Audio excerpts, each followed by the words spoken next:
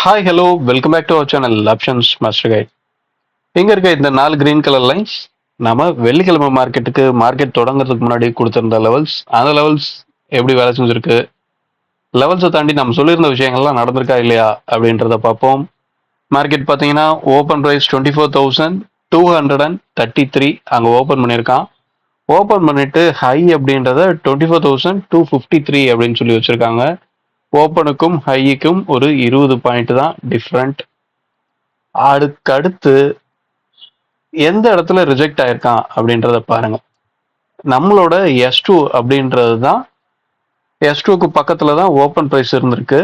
Market ஒவ்வொரு time reject ஆனதும் அந்த இடம் தான் எக்ஸாக்டா பாத்தீங்கன்னா நம்ம S2லாம் ரிஜெக்ட் ஆயிருக்கோம். காரணம், நாம எடுத்திருந்த அந்த 2 ஸ்ட்ரைக்கோட டோட்டல் வேல்யூ ஒரு 440 அப்படின்னு சொல்லி இருக்கிற பட்சத்துல லைவ் மார்க்கெட்ல பாத்தீங்கன்னா மார்க்கெட் இந்த ஓப்பன் ரைஸ் கிடைக்கும் போதே 480 ரூபா பக்கத்துல அந்த 2 ஸ்ட்ரைக்கோட பிரைஸ் அப்படின்றது ட்ரேட் ஆகிட்டு இருந்தது.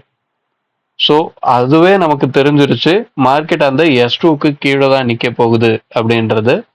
கூடவே நாம என்ன சொல்லியிருந்தோம் அப்படின்னா, மார்க்கெட் இந்த ஸ்ட்ரைக் 24,300 இந்த ஸ்ட்ரைக்குக்கு கீழே இருந்தாவே மார்க்கெட் கீழே போகதான் வாய்ப்பு அப்படின்றத சொல்லியிருந்தோம். எக்ஸாக்டா எல்லா விஷயமும் சேர்ந்து நடந்திருக்கு. இங்க ஒரு ரெக்கவரி கிடைச்சிருந்திருக்கு. இந்த இடத்துலலாம் பாத்தீங்க அப்படின்னா அந்த 440 பாயிண்ட் அப்படின்றது இந்த ஒரு மூவ்மெண்ட்ல தான் கிட்டத்தட்ட 430 35 அப்படின்னு சொல்லி குறைஞ்சது. ஆனா காலையில இருந்து பிரீமியம் அந்த 440 விட அதிகமா தான் நின்றுட்டு இருந்தது. ஓகே, நம்ம சொல்லியிருக்க இந்த ஸ்ட்ரைக் 300 புட்டு ஐடியமா மாறிட்டாங்கன்னா மார்க்கெட் தொடர்ந்து கீழே போகக்கூடிய வாய்ப்பு தான் கிரியேட் பண்ணும். இந்த இடத்துல கிடைக்கிற சின்ன சின்ன மூவ்மெண்ட்டை நம்ம எடுக்க போறோமா, இல்ல மார்க்கெட்டோட ட்ரெண்ட் என்னவோ அந்த ட்ரெண்ட்ல கிடைக்கக்கூடிய வாய்ப்பை நம்ம ட்ரேட் பண்ண போறோமா அப்படின்றது தான் ரொம்ப முக்கியம்.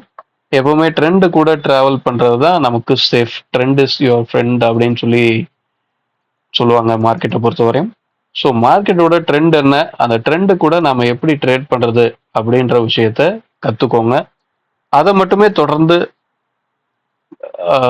பயிற்சி பண்ணுங்க அப்படின்றது தான் சொல்ல முடியும். Okay, market open price previous day லோக்கு கீழே தான் இருக்கு. எல்லா விஷயமும் ஓனா நடந்திருக்கு. கீழே போகக்குண்டான வாய்ப்பு. இப்போ நாளைக்கு என்ன நடக்க வாய்ப்பு, நாளைக்கு பிரீமியம் லெவல் என்ன, மார்க்கெட் தொடர்ந்து மேலே போகக்கூடிய வாய்ப்பு இருக்கா இல்லையா, என்ன நடந்தா மேலே போகக்கூடிய வாய்ப்பு அப்படின்றதெல்லாம் நம்ம அடுத்து பார்ப்போம்.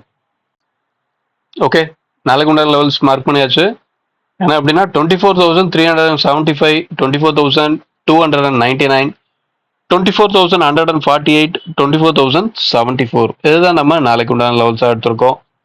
இந்த லெவல்ஸை தாண்டி ப்ரீமியம் அப்படின்றது 24,250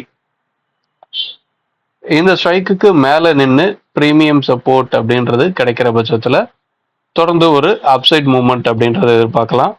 கிட்டத்தட்ட இந்த 250 அந்த ஏரியால தான் நமக்கு வெள்ளிக்கிழமையோட ஹை இருக்கு 253. அதுக்கு மேல இருக்கிற பட்சத்துல தொடர்ந்து மேல போகக்கூடிய வாய்ப்பு. நாம வெறும் இந்த முதல் நாளோட ஹையை பிரேக் பண்ணா மேல போகும், லோவை பிரேக் பண்ணா கீழே போகும் அப்படின்றத எப்பயுமே சொல்றது கிடையாது. நாம ஆப்ஷன்ஸோட பிரீமியம் என்ன மாதிரி க்ளோசிங் பிரைஸ் கிடைச்சிருக்கு, அப்போ இந்த க்ளோசிங் பிரைஸ் லைவ் மார்க்கெட்ல என்ன மாதிரி மாறினா மார்க்கெட்டோட ரெஸ்பான்ஸ் என்ன மாதிரி இருக்கும் அப்படின்றத வச்சுதான் நாம இந்த ஸ்ட்ரைக்கிங்ல சொல்றது. ஓகே, 250க்கு மேல போனா மேல போகக்கூடிய வாய்ப்பு. அப்போ தொடர்ந்து கீழே போகணும் அப்படின்னா 24,150 நம்மளோட இந்த S1க்கு கீழே இருக்கிறதே மார்க்கெட் கீழே போகக்கூடிய வாய்ப்பு கிரியேட் ஆகும். S1க்கு பக்கத்துல தான் கிட்டத்தட்ட ப்ரீவியஸ் டே லோ இருக்கு, ஒரு 25 பாயிண்ட் டிஃபரெண்ட் இருக்குன்னு வச்சுக்கோங்களேன். அப்போ இந்த 2 ஸ்ட்ரைக்குங்கள்ல மார்க்கெட் என்ன மாதிரி ட்ரேட் ஆகுது அப்படின்றத வாட்ச் பண்ணுங்க. ஸ்பாட்டோட ஓப்பன் ப்ரைஸ் எங்க இருக்கு அப்படின்றத பாருங்க. ஓப்பனுக்கு அபோவ் ட்ரேட் ஆகிறாங்களா பிலோ ட்ரேட் ஆகிறாங்களா அப்படின்றத வாட்ச் பண்ணுங்க. மார்க்கெட்டோட ரேஞ்ச் அப்படின்றது ஓப்பன் ப்ரைஸ்ல இருந்து தான் கிரியேட் ஆகும். ஸோ ஓப்பன் ப்ரைஸ் அப்படின்றது ரொம்ப முக்கியம். ஓப்பனை தக்க வைக்கிறாங்களா இல்லையா அப்படின்றது ரொம்ப முக்கியம். சரிங்களா, ஒரு market open price previous day ரேஞ்சுக்கு வெளியே இருக்கா உள்ள இருக்கா அப்படின்றது ரொம்பவும் முக்கியம். ஏன்னா ஒரு செல்லர் அப்படின்றவன் ரேஞ்ச் பிரேக் அவுட் ஆனாதான் அவங்க பொசிஷனை க்ளோஸ் பண்ணி ஆகணும் அப்படின்ற அந்த கட்டாயத்துக்குள்ள போவாங்க. மார்க்கெட் முதல் நாளோட ரேஞ்சை பிரேக் பண்ணவே இல்லை அப்படின்ற பட்சத்துல முதல் நாள் செல் பண்ணியிருந்த செல்லர் என்னதான் ஒரு ஐடிஎம் ஸ்ட்ரைக்கே கூட செல் பண்ணியிருந்தான் அப்படின்னாலும் கிட்டத்தட்ட அவன் காஸ்ட் டு காஸ்ட்லயோ இல்ல ஒரு சின்ன ப்ராஃபிட்லயோ வரக்கூடிய வாய்ப்பு அங்க கிரியேட் ஆகும். ஏன்னா இந்த ஆப்ஷன்ஸோட மார்க்கெட் செல்லரோட மார்க்கெட். ஸோ செல்லரோட மார்க்கெட்ல ப்ரீமியம் டிகே அப்படின்றது நடந்துகிட்டே தான் இருக்க போகுது. அந்த ப்ரீமியம் டிகே நடக்குதா இல்லையா, இல்ல அப்ரிசியேஷன் நடக்குதா இப்படின்றத வாட்ச் பண்ணுங்க. இப்போதைக்கு நமக்கு ஏடிஎம் ஸ்ட்ரைக்கோட ஆவரேஜ் பிரைஸ் 145 பாயிண்ட் இருக்கு. இந்த 145 பாயிண்ட் ஏறுதா இறங்குதா அப்படின்றத பாருங்க. ஏறுது அப்படின்னா ப்ரீமியம் அப்ரிசியேஷன் கிடைக்குது. ஏறுற பட்சத்துல ப்ரீமியம் முதல் நாளோட ரேஞ்சும் மார்க்கெட் கிராஷ் பண்ணுது அப்படின்ற பட்சத்துல செல்லர்லாம் அவங்களோட பொசிஷனை க்ளோஸ் பண்ணக்கூடிய வாய்ப்பு அங்க கிரியேட் ஆகும். செல்லர் பொசிஷனை க்ளோஸ் பண்ணணும் அப்படின்னாவே அவங்க பை பண்ணணும். ஒரு செல்லர் பை பண்றாங்க அப்படின்னா எந்த சைட்ல அவங்க பை பண்றாங்களோ அதே சைட்ல நாமளும் பையரா இருக்கிறது தான் புத்திசாலித்தனம். ஸோ அந்த சைட்ல என்ன நடக்குது அப்படின்றத நம்ம வாட்ச் பண்ணணும். எல்லாத்துக்கும் ஓப்பன் பிரைஸ் தான் ஒரு பேஸா இருக்க போகுது. ஓப்பன் எங்க கிடைக்குது, ஓப்பனை சஸ்டெயின் பண்றாங்களா இல்லையா அப்படின்றத தொடர்ந்து வாட்ச் பண்ணுங்க. நம்ம கொடுத்துருக்க இந்த ஸ்ட்ரைக்கை என்னைக்குமே பை செல் பண்ணக்கூடிய ரெக்கமெண்டேஷன் லெவலா பார்க்காதீங்க. நேற்று வேலை செஞ்சிருக்கு அப்படின்றனால அதே மாதிரி இன்னைக்கு வேலை செய்யும் அப்படின்ற மாதிரிலாம் நாம என்னைக்குமே சொல்றது கிடையாது. மார்க்கெட் ஆப்ஷன்ஸோட ப்ரீமியத்தை பேஸ் பண்ணி தான் இந்த ஸ்பாட் நகருது அப்படின்றத பொறுத்த வகையில ஸ்பாட்டோட க்ளோசிங் பிரைஸ் ஒரு இடத்துல இருக்க போகுது. ஆப்ஷன்ஸோட ப்ரீமியம் பிரைஸ் எல்லாமே நிறைய ஸ்ட்ரைக்குங்க இருக்கனால ஒவ்வொரு ஸ்ட்ரைக்லையும் ஒவ்வொரு க்ளோசிங் பிரைஸ் இருக்க போகுது. அந்த க்ளோசிங் பிரைஸை பேஸ் பண்ணி தான் நாம இந்த லெவல்ஸ் எடுக்கிறோம். நாம இங்க நிறைய ஸ்ட்ரைக் இருக்கனால கரெக்டான ஸ்ட்ரைக்கை நாம சூஸ் பண்ணிட்டோம் அப்படின்னா ரெஸ்பான்ஸும் கரெக்டா கண்டிப்பா இருந்தே தீரும். இல்லை அப்படின்னா நாம தப்பான ஸ்ட்ரைக்கை சூஸ் பண்ணியிருக்கோம் அப்படின்றது தான் லாஜிக். ஸோ மார்க்கெட் கரெக்டா தப்பா அப்படின்றத மார்க்கெட் முடியும் போது தான் நம்மளுக்கு சொல்லும். நீங்க ஒரு விஷயத்த பண்றீங்க அது கரெக்டா தப்பான்னு மார்க்கெட் தான் சொல்லும். நீங்க பண்றது கரெக்ட் தான் அப்படின்னு சொல்லி எப்பவுமே நீங்க நினைச்சுக்கிட்டு அதே இடத்துல நின்றாதீங்க. மார்க்கெட் என்ன சொல்ல வருது அப்படின்றத புரிஞ்சாதான் அடுத்த ஸ்டெப்புக்கு உங்களால மூவ் பண்ண முடியும்.